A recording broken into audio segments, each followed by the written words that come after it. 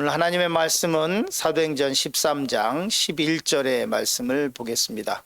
사도행전 13장 11절 말씀을 다 같이 한 목소리로 봉독하겠습니다. 보라, 이제 주의 손이 내 위에 있으니 내가 맹인이 되어 얼마 동안 해를 보지 못하리라 하니 즉시 안개와 어둠이 그를 덮어 인도할 사람을 두루 구하는지라. 아멘. 오늘 하나님의 말씀은 사도행전 13장의 말씀인데요. 사도행전 13장은 이제 본격적으로 사도 바울의 선교 여행이 시작됩니다. 그래서 사도행전 13장은 1차 선교 여행을 시작하는 장면을 보게 됩니다. 예루살렘 교회와 그리고 안디옥 교회의 되게 좋은 관계가 형성되고 있었습니다. 안디옥 교회는 선교적 교회로 세워진 교회입니다. 그런데 나중에는 우리가 시간이 없어서 그 본문을 보지는 않았지만 예루살렘에 큰 흉년이 들었을 때 그때 이 안디옥 교회가 예루살렘 교회를 돕기도 했습니다. 즉 다시 말해서 영어로는 도어 처치라고 얘기를 하죠. 이 지교회, 한국에서는 지교회라고 하는 표현을 쓰는데요. 예루살렘에서 지교회처럼 세워졌던 그 안디옥 교회에서 이제 모 교회를 돕기 시작했던 것입니다. 그런데 안디옥 교회는 이방인 지역에 세워진 교회로서 이방 선교의 중심을 이룹니다. 그래서 이 종교 회의나 이런 어떤 문제가 생겼을 때 종교 회의는 예루살렘에서 하지만 이 선교의 큰 주축이 됐던 것은 안디옥 교회입니다. 오늘 말씀의 제목은 성령과 함께하는 선교라는 말씀의 제목으로 잠시 은혜를 나누려고 합니다. 성령에 이끌린 선교 여행이라고 하는 세부 항목을 보려고 하는데요. 사도행전 13장 1절 말씀 이렇게 기록하고 있습니다. 다 같이 읽었으면 좋겠습니다. 안디옥 교회에 선지자들과 교사들이 있으니 곧 바나바와 니게르라 하는 시므온과 구레네 사람 루기오와 분봉왕 헤롯의 젖동생 마나엔과 및 사울이라. 안디옥 교회에 선지자들과 교사들이 많이 있었던 것 같습니다. 그리고 그 중에 아주 굵직굵직한 이름들이 있죠. 바나바, 그곳에서 예루살렘에서 파송돼서 이 안디옥 교회를 열심으로 섬겼고, 그리고 또 이 다소에 가서 이 바울을 데리고 와서 이 교회를 더욱더 든든히 세워갔었던 바나바가 있었습니다. 느게르라 하는 시몬, 근데 저 느게르라고 하는 말에서 니그로, 검다라고 하는 말이 나왔습니다. 즉 다시 말해서 흑인이랄 가능성이 굉장히 높습니다.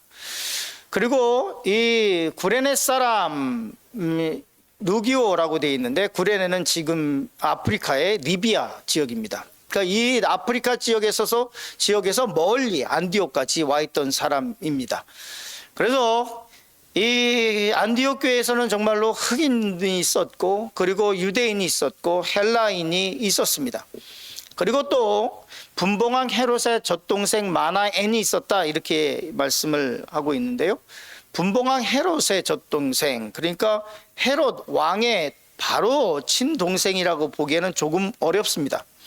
그 당시에 이 왕과 귀족들은 아이들을 보모를 둬서 즉 다시 말해서 자기가 아이를 젖을 물린 것이 아니라 이 젖 물리는 사람을 두었습니다. 그래서 한 보모 밑에서 자란 아이라고 하는 뜻입니다. 그래서 가끔은 분봉왕 헤롯의 젖동생 이렇게 얘기할 때, 그래서 성경이 그냥 분봉왕 헤롯의 동생 이렇게 쓰지 않고 젖동생이라고 하는 것은 이 마나엔이 분봉왕 헤롯과 같이 컸다, 어린 시절에, 이런 의미가 됩니다. 즉 다시 말해서 이 안디옥 교회에 헤롯 왕하고 같이 컸던 사람이 있었다는 것은 귀족도 들어왔고, 그리고 또 진짜 하인도 들어왔고, 노예도 들어왔고, 백인, 흑인 가릴 것 없이 다인종의 사람들이 이 안디옥에 있었다는 것입니다. 그리고 사도행전 13장에 보면 그리고 및 사울이라 이렇게 말을 하고 있습니다. 그러니까 바울이 예수님을 믿고 나서 다메섹 도상에서 예수님을 만나고 나서 그리고 한 13년 정도가 지난 다음에 안디옥에 오게 됩니다. 그때도 이 바울은 사울이라고 하는 이름을 쓰고 있었습니다. 그래서 간혹 가다 보면 예수님을 만나고 사울이 바울이라고 이름을 바꿨다라고 얘기를 하시는 경향이 있는데 그렇지는 않습니다. 그런데 1차 선교 전도 여행 중에 그가 무슨 이유인지는 모르지만 그가 그의 이름을 사울이 아니라 바울로 쓰기 시작을 합니다. 그 당시에 보통 사람들은 두 가지 이름을 가지고 있었습니다. 왜냐하면 로마의 식민지였기 때문에 로마식 이름, 그러니까 로마가 이제 기록하고 레지스터 해야 되니까요. 그렇게 하는 로마의 이름이 있었고 유대식 이름이 있었습니다. 그래서 바울은 두 개의 이름을 다 갖고 있었습니다. 바울이라고 하는 것은 로마식 이름이고 그리고 사울이라고 하는 것은 유대식 이름이었습니다. 그래서 이 두 개의 이름을 갖고 있었는데 그런데 선교여행 중에 1차 선교여행 중에 자기는 헬라인을 위해서 이방인을 위해서 부름을 받은 것을 더욱더 분명하게 깨닫고 로마식 이름을 헬라식 이름을 쓰기 시작을 합니다. 사도행전 13장 2절 3절 말씀에 이렇게 기록하고 있습니다. 같이 읽었으면 좋겠습니다. 주를 섬겨 금식할 때 성령이 이르시되 내가 불러 시키는 이를 위하여 바나바와 사울을 따로 세우라 하시니 이에 금식하며 기도하고 두 사람을 안수하여 보내니라. 사도행전 13장 처음부터 이 바울이 선교여행하는 내내 동안에 끊임없이 나오는 단어가 있습니다. 그 단어가 뭐냐면 성령입니다. 성령. 교회는 성령의 불이 꺼지면 그러면 그냥 건물이 되고 그리고 성령의 임재가 사라지면 사람의 말이 가득 차게 됩니다. 그런데 오늘 말씀 보면 주를 섬겨 금식할 때 이 안디옥에서 선교사들과 교사들이 금식하면서 주기적으로 금식하는 주기를 정했던 것 같습니다. 그래서 금식하면서 그러면서 성령의 이끌림을 받기 위해서 금식하고 있었습니다. 교회는 어떤 것이어야 되냐? 성령의 이끌림으로 성령이 충만해야 됩니다. 성령이 충만하지 않으면 그 어떤 역사도 일어나지 않고 사람이 변화되는 것은 오직 성령의 역사로만 가능한 것입니다. 성령의 역사가 없이는 그 어떤 일도 일어날 수 없습니다. 그 어떤 일을 사람의 힘으로 했다면 거기에는 각종 소음이 있고 나중에는 시끄럽고 그 일로 인해서 더 힘들고 하는 일들이 벌어지게 됩니다. 사도와 제자들이 또 교사들이 다 모여서 금식할 때 성령께서 말씀하셨습니다. 뭐라고 말씀하셨냐면 내가 불러 일으키는 일을 위해서 성령께서 주도하시는 일을 위해서 바나바와 사울을 따로 세우라.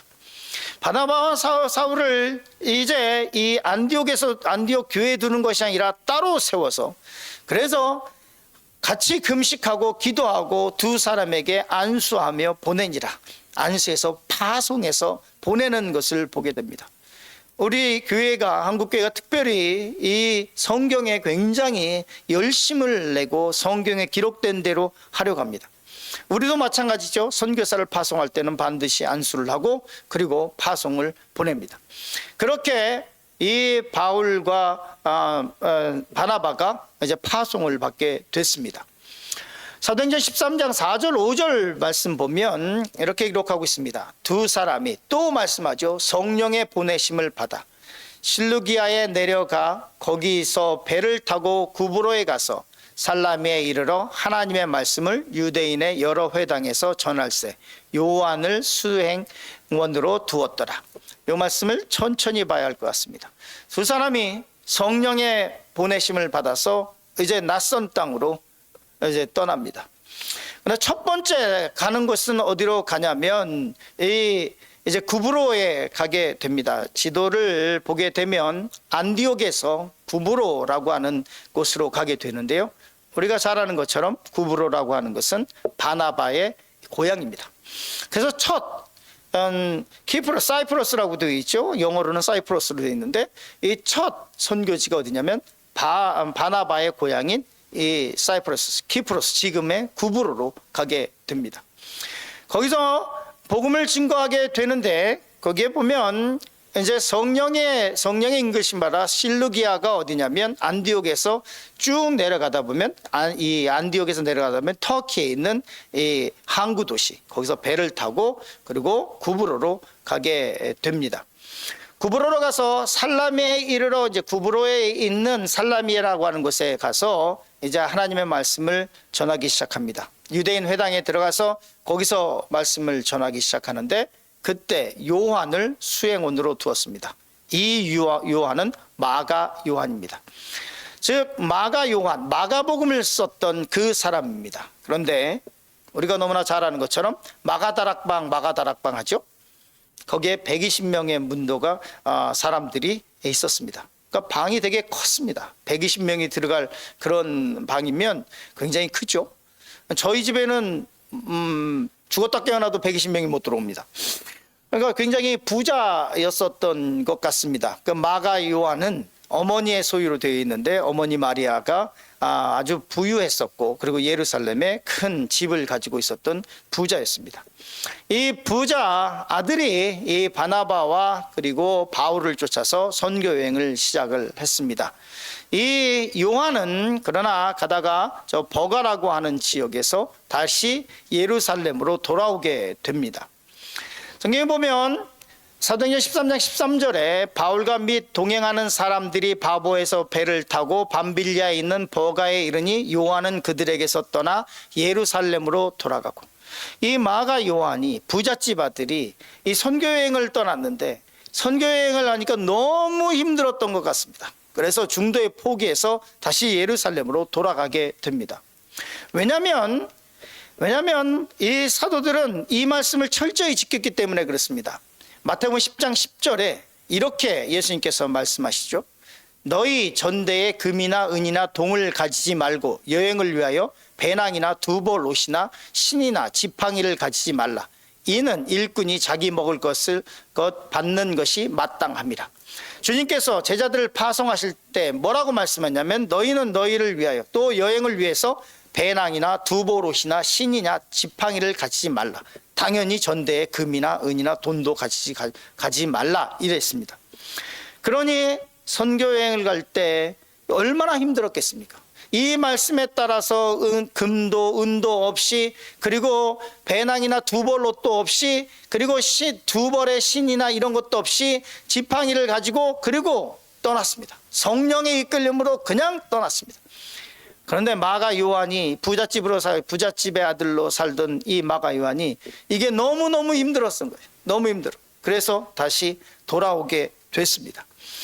가끔 가다 보면 이 성령의 충분한 기도와 충분한 준비와 충분한 은혜 가운데서 충분한 컬링 속에서 소명 가운데서 시작하지 않는 일들과 선교들이 있습니다.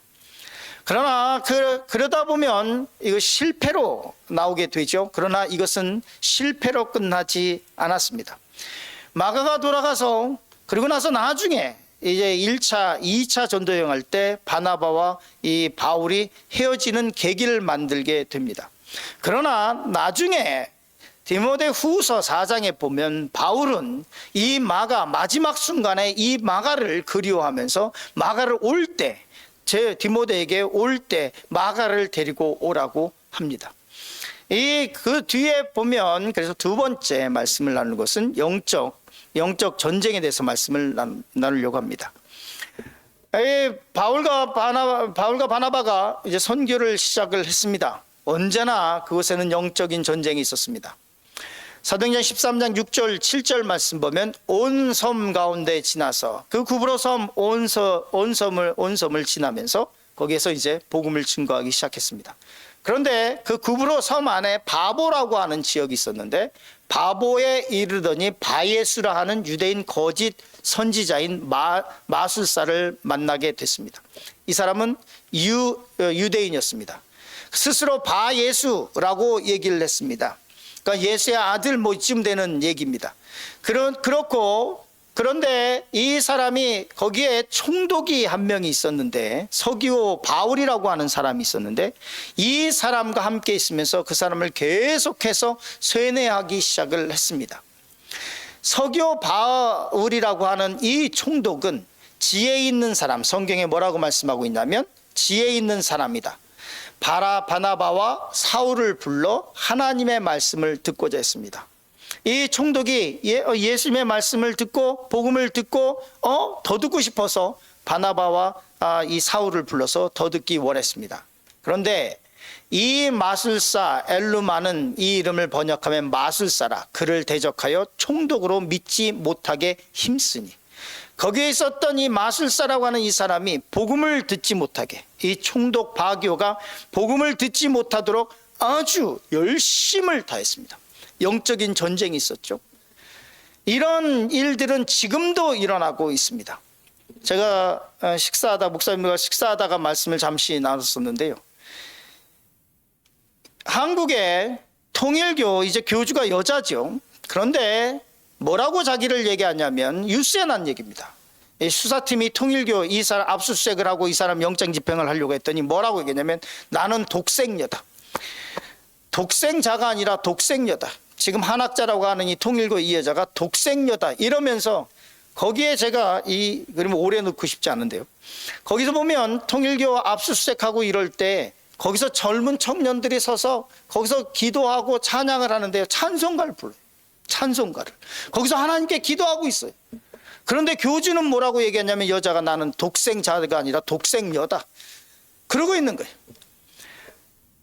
이단과의 싸움에 마태복음 말씀 그대로, 마태복음 23장 13절 말씀, 너희는 천국문을 사람들 앞에서 닫고 너희도 들어가지 않고 들어가려고 하는 자도 들어가지 못하게 하는도다. 이런 사람들이 어디에나 있고 1차 선도 여행 가운데도 바에스라고 하는 그 사람이 총독에게 복음이 들어가지 못하도록 그 옆에서 안간힘을 쓰고 있는 영적 전쟁이 이루어지고 있었습니다. 그때 마지막 세 번째로 성령의 능력으로 이기라는 말씀을 잠시 나누려고 합니다. 그때 바울이라고 하는 사울이, 이때까지 사울이라고는 이름을 썼는데 이때 처음 사도행전 13장 9절에 처음 바울이라고 하는 이름이 등장합니다. 바울이라고 하는 사울이 성령이 충만해서 그 바에수라고 하는 사람을 쳐다보고 있었습니다. 그 사람에게 뭐라고 얘기하고 있냐면 13장 10절에 이르되 모든 거짓과 악행이 가득한 자요 마귀의 자식이요 모든 의의 원수며 주의 바른 길을 굽게 하기를 그치지 아니하겠느냐. 거기에 성령의 이끌림으로 선포하는데 너는 마귀의 자식이고 모든 의의 원수이며, 그렇게 하나님의 성령에 이끌려서 꾸짖기 시작합니다. 그리고 이렇게 선포합니다. 사도행전 13장 11절이죠. 보라, 이제 주의 손이 내 위에 있으니 내가 맹인이 되어 얼마 동안 해를 보지 못하리라 하니 즉시 안개와 어둠이 그를 덮어 인도할 사람을 두루 구하는지라. 성경은 뭐라고 말씀하고 있냐면 이렇게 얘기합니다. 이에 총독이 그렇게 된 것을 보고 믿으며 그 현상을 보고 그 기적적인 일들을 보고 그 영적 싸움을 보고 영적 싸움에서 승리한 것을 보고 총독이 그렇게 된 것을 보고 믿으며 주님을 믿고 주의 가르치심을 놀랍게 여기더라. 성경은 이렇게 말씀하고 있습니다. 그런즉 너희는 하나님께 복종할지어다. 마귀를 대적하라. 그리하면 너희를 피하리라. 각종 억눌린 그 사단의 세력과 저주와 마귀의 역사 속에서 뒷걸음질 치면 마귀는 점점점 더 기세를 얻어서 나중에는 복싱 선수가 코너염을 내서 주워 터지는 것처럼 그렇게 우리가 주워 터지게 됩니다. 마귀를 대적하고 예수님의 이름으로 성령의 능력으로 물리치고 우리 가운데 들어오는 각종 부정적인 생각과 각종 이 불평과 불만과 안 된다고 하는 생각들을 버리고 성령의 능력으로 이겨나가야 할 것입니다. 고린도전서 4장 20절에는 하나님의 나라는 말에 있지 아니하고 오직 능력에 있다라고 말씀하고 있습니다. 이 말씀을 기억하며 오늘도 승리하는 하루를 살아가시기를 간절히 축원합니다. 중기도문 하겠습니다. 하늘에 계신 우리 아버지여, 이름이 거룩히 여김을 받으시오며 나라가 임하시오며 뜻이 하늘에서 이루어진 것 같이 땅에서도 이루어지이다. 오늘 우리에게 일용할 양식을 주시옵고 우리가 우리에게 죄 지은 자를 사하여 준 것 같이 우리의 죄를 사하여 주시옵고 우리를 시험에 들게 하지 마시옵고 다만 악에서 구하시옵소서. 나라와 권세와 영광이 아버지께 영원히 쌓옵나이다. 아멘. 오늘도 성령을 사모하면서 또 기도의 제목을 가지고 주여 3번 부르고 기도하며 나가겠습니다. 주여 주여 주여. 주 아버지 하나님, 주님의 내가 감사합니다.